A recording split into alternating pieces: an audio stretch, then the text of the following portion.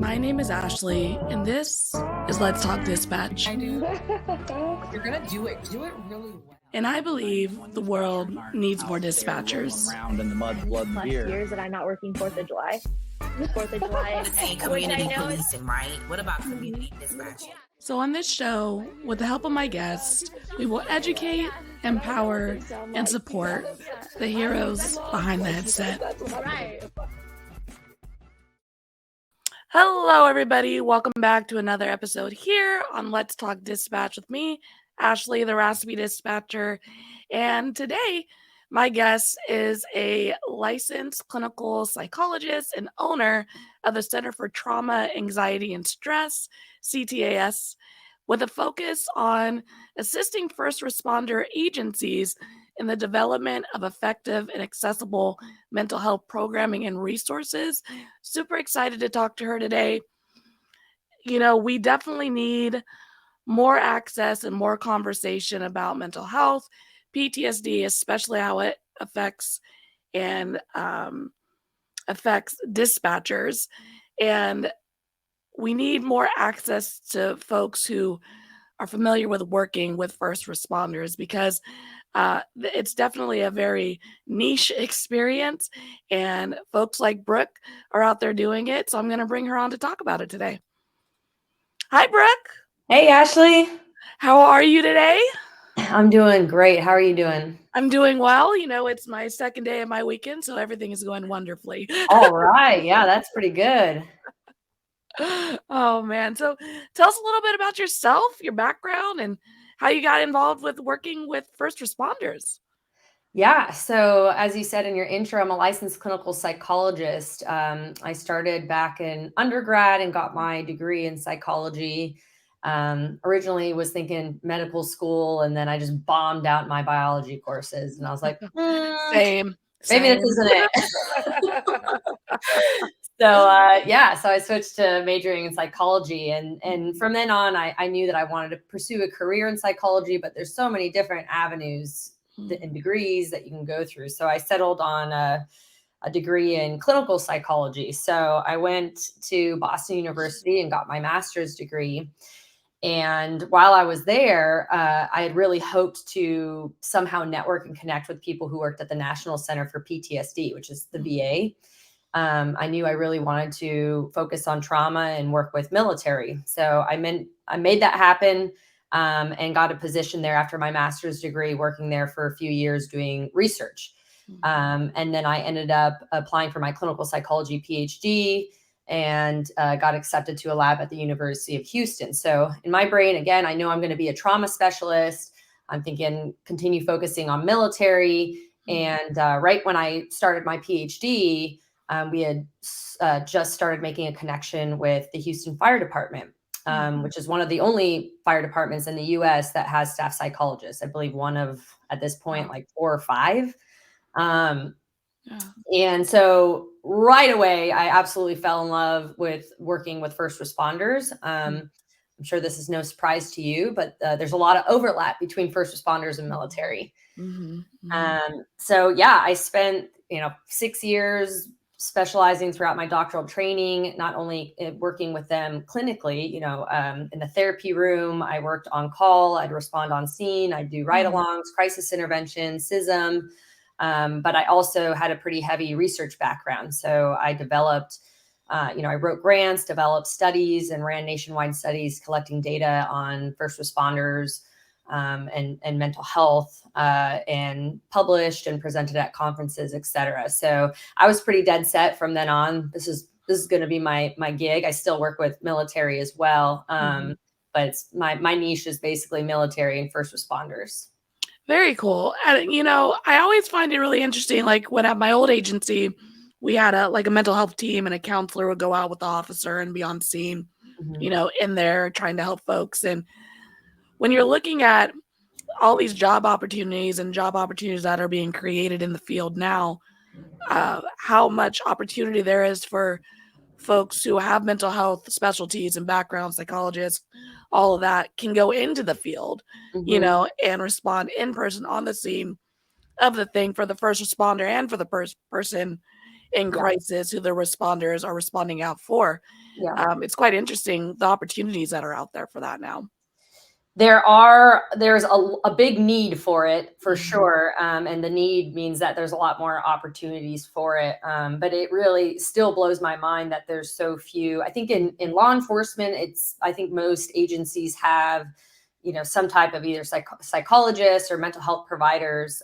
In fire, it's very scarce to have an actual staff psychologist. They might contract out, for SISM, but in terms of having someone working for the agency, it's very rare, which is pretty wild to think about.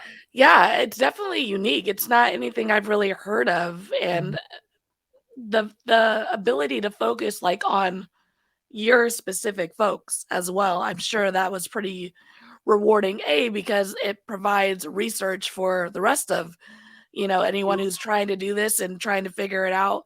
You're on the front line and you're able to provide that research for other people, but you're also able to make it really specific to the folks you're working with. So I'm sure Yeah, that felt really good. that is exactly correct. It was really great to be on both sides, right? Because sometimes on the research side, no matter whether you're researching first responders, college students, whoever it is, Mhm. just being in a lab and writing grants and collecting data and analyzing it and writing up publications, sometimes you kind of lose the connection between how applicable this is to the Mhm. actual population that Yeah. you're examining, right? And so Mhm. it was really awesome to be able to have my research truly inform how I interacted clinically with the population, with my first responders. And then from everything I was doing with them hands on, in the field, to take that and inform the research that I was doing. So it was a really awesome experience to be able to actually do that because I hadn't necessarily done it to that degree Mhm. prior to starting my PhD. Yeah. Mhm. And then I would think, as a dispatcher, as a first responder, I think for first responders, especially when folks are trying to get help and they're trying to be vulnerable, um, it's very helpful to know the person they're talking to gets it and has already worked with, folks in the same type of line of work and realm. And it sounds like when, you moving forward and creating your Center for Trauma, Anxiety, and Stress, I'm sure that experience working with the fire department kind of helped give you that backing, like, hey, no, like, come here, I can help you. I get it. Like, look at all the things that I've already done. Yeah, it really is a thing to be culturally competent, as a Mhm. provider in treating first responders and working with first responders. It's not like working with civilians. Mhm. And it's like that for me. It's same if you're working with military. It's not like working with civilians.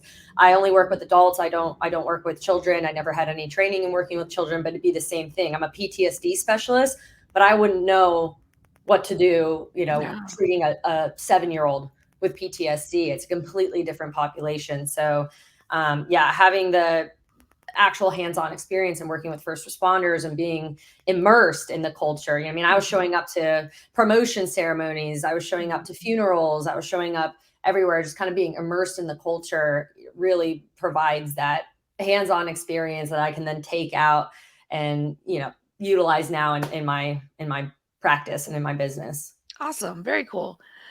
So let's talk a little bit about the importance of acknowledging the emotional and mental toll dispatching can have on the individual. Because as we know, we're coming more to the forefront now, but Mhm. historically, we're on the back burner of the conversation of first responders. So, what's the importance of acknowledging that for the dispatcher role?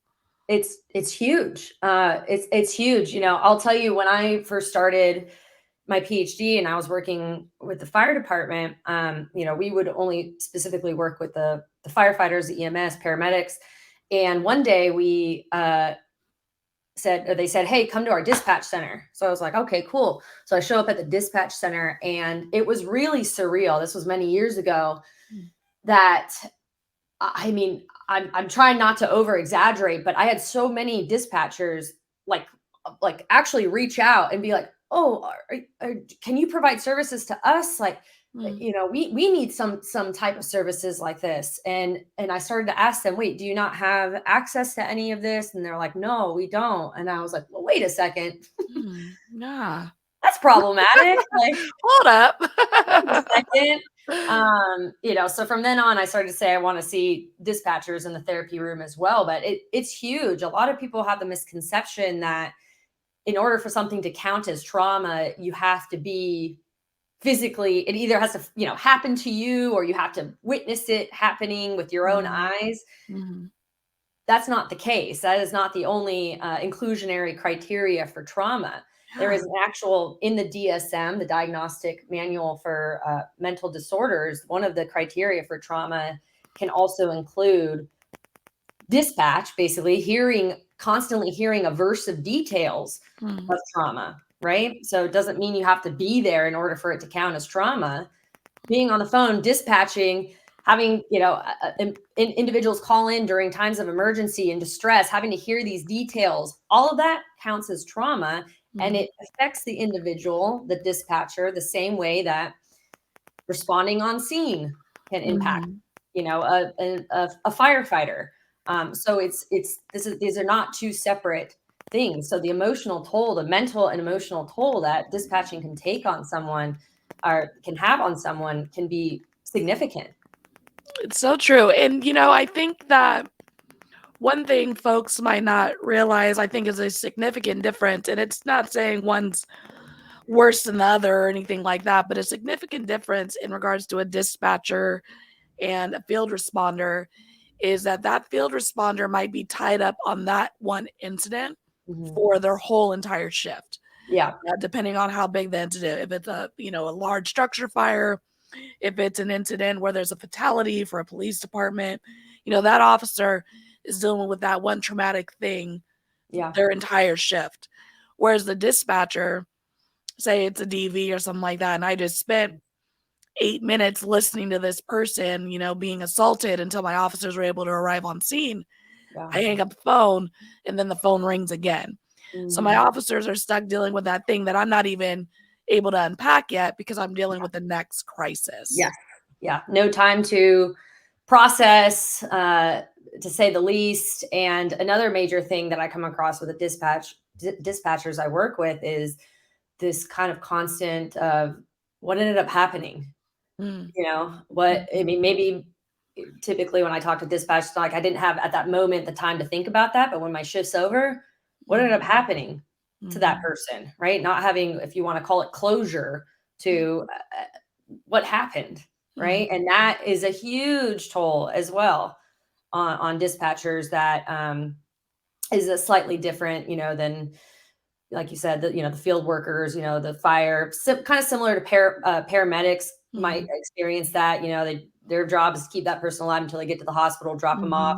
It's like, what happened to that person? But it's very unique to dispatching, where it's, you know, you don't really get any closure on that. Yeah. And it kind of depends on your department too, and the relationship between the officers, you know, police for me, and dispatch. It's like, do you have an officer you can go up to? Is your sergeant communicative with the dispatch, you know, floor? And is there a willingness to share that information on how that call ended? I mean, we could read the call notes, but it's not the same, you know. And sometimes the call notes are very brief and generic, and you want to know something like, you know, a little more that can help you go to sleep at night, really.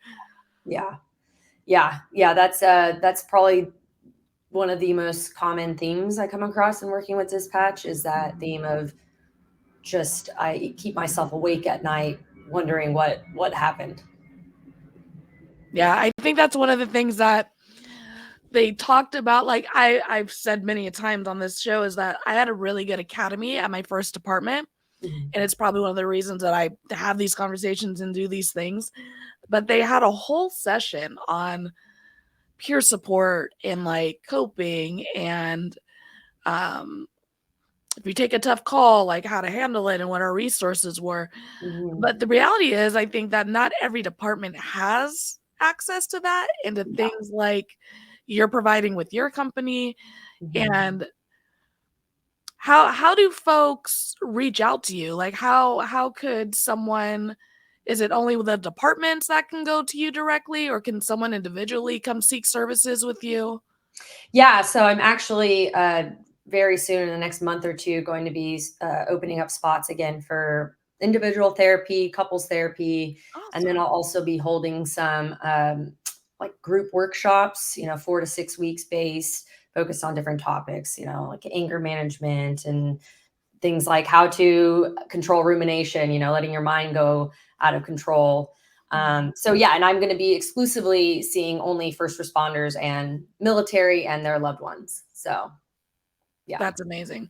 So what does a session look like with you? I'm sure it looks different for everybody, but just so for folks who are kind of considering it, if they do reach out, what does that process look like to getting on board with you? Yeah, that's a good question. So I always do a free consultation call prior, 15, 20 minutes or so. So, it's not like, okay, if I call her, I immediately have to set up an appointment, because what I always tell my first responders, hey, when you're shopping for a therapist, when you're shopping for someone to work with for therapy, you need to make sure that they're a right fit for you, right? Mhm. So this consultation call is meant to do that, not only to make sure that I can provide what it is that they're looking for, that I'm have the skills and I'm able to provide that, and that I think we're a good fit, but also so the other person on the end feels like we're a good fit. So we have that initial consultation call, get to know each other, get to know what they're looking for, and then if we both decide, okay, yeah, that sounds good, we'll schedule an appointment. The first couple sessions are typically more just me gathering more information, background information about what the issue is, what you're hoping to get out of it. And then I develop a treatment plan, right? And the way I am trained, I'm a specialist, which means that my goal in therapy is to get you out of therapy as soon as possible, right? So not to keep you around for forever. I want someone to meet their goals and feel comfortable and kind of have the skill, feel like they are able to utilize these skills. So my therapy is focused on shorter term therapy, meaning I use a lot of evidence-based scientific treatments that have been shown to help with PTSD, shown to help with guilt, shown to help with moral injury, with anxiety. So these can be anywhere from 6 to 20 something weeks, right? So 2 months to 6 months or so. Now, life happens, and there's individuals who maybe they came in for trauma related reasons, and then we finish our treatment in 3 months, but other things are happening and their goals, they have additional goals, and we work on that. But the idea is that we're always working towards a specific goal, utilizing scientifically backed therapy techniques and methods. So it's not just kind of every week we come in and, all right, what are we doing now? And what are we doing today? Right. We're always working towards something. So that's how I operate as a psychologist, as a therapy provider. And that's just kind of an overall view of what that might look like. Yeah, I think it's reassuring to hear your strategy is very like trying to talk my way out of a job. You know what I mean? Because because it is a job for you. You are making money. This is your business. But the intention is not on that. It's on the let's get you help. Let's get you back out the door. Right. And I'm here if you need me again in the future. Exactly. And I think for folks who are like, it's already hard for first responders to say they need help because they're the helpers, right? They're the ones who are supposed to be out there helping people. So what do you mean? Like I'm superwoman, I'm superhero, I don't need any assistance. So for them to already come and say like I need help, and to hear that that's kind of the style that you're approaching with it, I'm sure it's very comforting for folks. Yeah, because I find that, the misconception too with a lot of first responders is they think like, oh God, if I, say I need therapy or I go to therapy, like, oh man, I'm in it for years, there's no end to it. And I'm like, no, actually, like if you're coming in for trauma or PTSD, hey, I have a very effective structured protocol that we use. It's 3 months long. Like it's extremely effective. And hey, depending on what your goals are, we could be out of here in a few months. Right. So, I mean, I also offer, it's not like, okay, you're done and you're out and I never speak to you again. I offer what's called booster sessions for people who've met their goals. We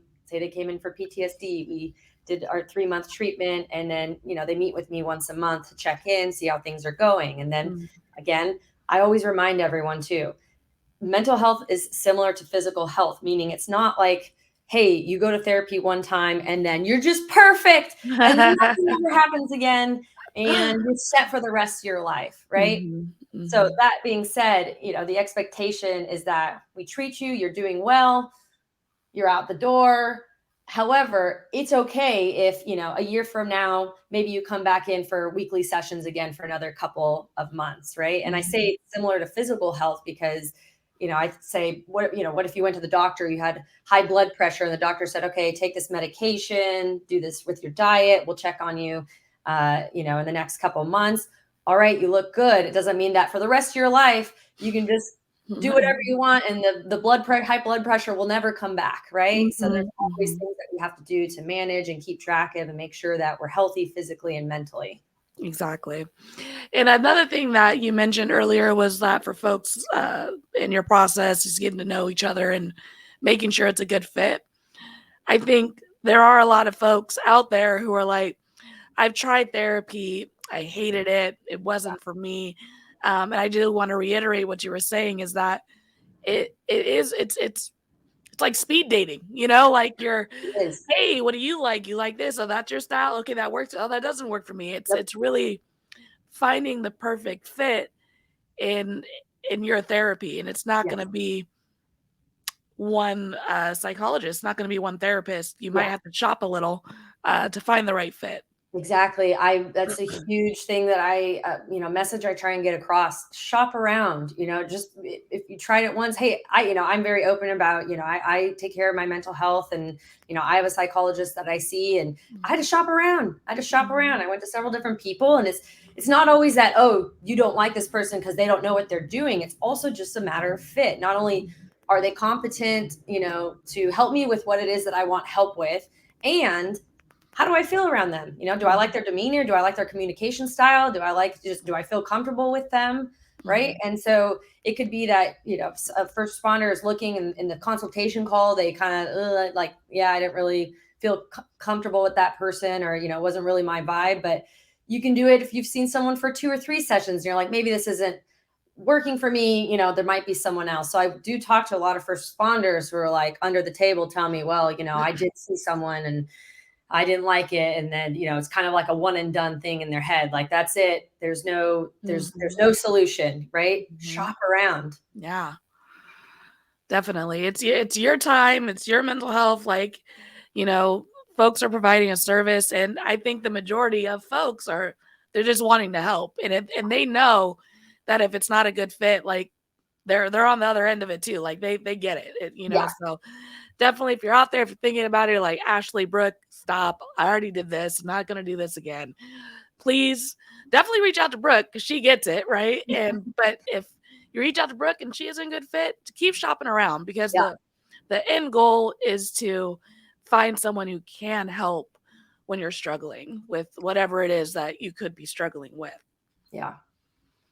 So what, in your experience for folks who are out there, doing the job right now, working in the field, what are some signs of needing help that I could be looking for in myself, that I could maybe be looking for in my coworkers, these folks that I spend 12, 14 hours a day with?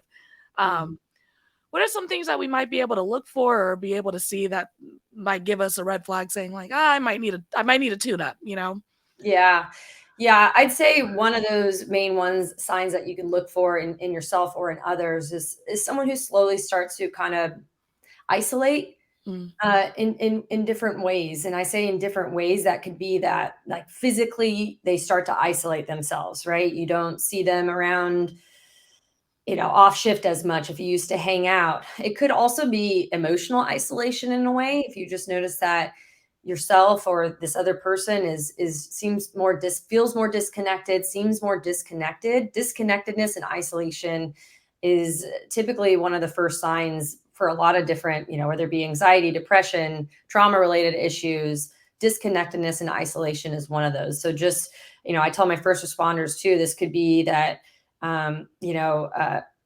hey, yeah, no, I still spend every night in the family room with my family, but maybe your body's physically there, but slowly over the weeks and the months, your body's there, but maybe you're not really there mentally or emotionally, right? Mm-hmm. You're not really able to emotionally connect even with the people that are closest to you in your life. So I would say that isolation and disconnectedness is one of those major signs. Definitely. Well, Brooke, thank you so much for jumping on with me today. Is there a website? Is there an email? How can folks reach out to you? Yeah, so I have a website. It's www.centertas.com. So that's centertas.com. And I also, my email is drbartlett@centertas.com. So people can always contact me via email, check out my website, my number's on there as well, my contact information. So people can always call me as well or shoot me an email. Awesome. And I'll include all that information in the link of the interview as well. So no one has to rush to write it down, but also write it down and contact Brooke because she is doing amazing work, amazing things. And I'm sure the research and the impact you're having in the area that you're working with is a ripple effect, for the community. So I really appreciate all the work you're doing. Thanks, Ashley. Thanks so much for having me on. I really enjoyed it. Awesome. I'll be right back with you. Okay. All right, everybody. That was another episode here at Let's Talk Dispatch with Brooke. Again, thank you so much for coming on today, talking about your business and your experience working with first responders at Center for Trauma, Anxiety, and Stress, CTAS.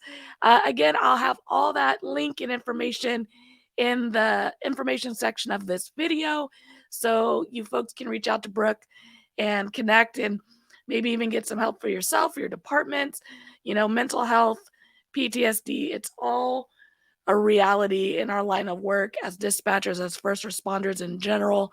It's okay not to be okay. It's okay to need a little help anytime. So thank you all for what you do. Thank you for the support. And until next time, stay raspy, everybody.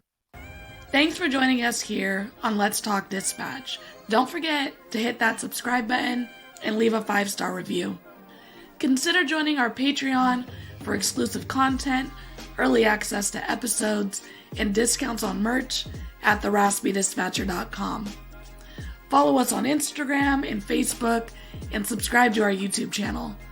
All of these things help support the creation of more content, because the world needs more dispatchers. Thank you all again for the love and continued support. And until next time, stay raspy.